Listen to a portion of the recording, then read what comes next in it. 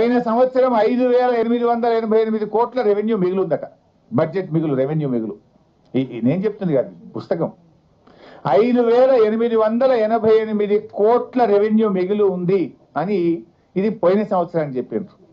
ఈ సంవత్సరం బడ్జెట్ లో ఏం చెప్తున్నారంటే 2,738 కోట్ల మిగులు బడ్జెట్ ఉంటుంది, రెవెన్యూ సర్ప్లస్ ఉంటుంది అని చెప్పి ఇందులో ఈ బడ్జెట్ పుస్తకంలో చెప్పారు. రేవంత్ రెడ్డి ఏమంటాడు, రాష్ట్రం దివాళా తీసింది, ఉద్యోగస్తులకు జీతాలు ఇవ్వండి, డిఏలు ఇవ్వండి, పెన్షన్ రిటైర్మెంట్ డబ్బులు ఇవ్వండి అంటే ఎక్కడా 500 కోట్లు కూడా లేవు, 500 కోట్ల క్యాపిటల్ ఎక్స్పెండిచర్ డబ్బు లేదు అని బయట ఉద్యోగస్తులు అడుగుతారేమో వాళ్ళకు చెప్తాడు.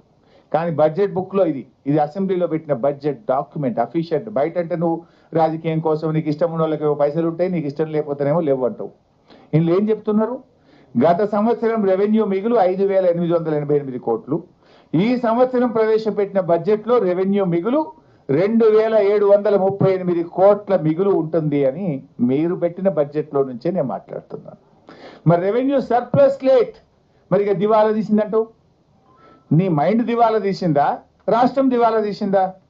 రాష్ట్రం దివాలా తీస్తే బుక్ లో ఉండాలి కదా. మీ ఆలోచన విధానం దివాలా తీసింది. ఈ సంవత్సరం ఎక్సైజ్ ద్వారా 50,000 కోట్ల రూపాయల ఆదాయాన్ని ఆశిస్తున్నాడు రేవంత్ రెడ్డి. 50,000 కోట్లు ఏంది? రమారమి 50,000 కోట్లు కావాలంటే నాకు. ఇప్పుడు బీర్ల ధరలు పెంచిండు, ఇక లిక్కర్ ధర పెంచుతాడట, కొత్త వైన్ షాపులు ఇస్తాడట, కొత్త బార్ షాపులు ఇస్తాడట, కొత్త బ్రాండ్లు పెట్టాడట.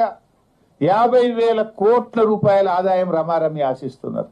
రోడ్లు వేసట, ఇప్పుడు వాళ్ళ కమిషన్ల కోసం రోడ్లు వేయాలి, హ్యామ్ మోడల్ పెట్టి ఇవాళ ప్రజల ముక్కు పిండి టోల్ గేట్లు పెట్టి ప్రజల దగ్గర వసూలు చేస్తాం. అంటే మీ ఊరికి పోవాలన్నా, మండలానికి పోవాలన్నా, పక్క ఊరికి పోవాలన్నా, జిల్లాకు పోవాలన్నా టోల్ కట్టాలి అని మేము హ్యామ్ మోడల్ చేస్తామని చెప్పి బడ్జెట్ లో పెట్టిండ్రు.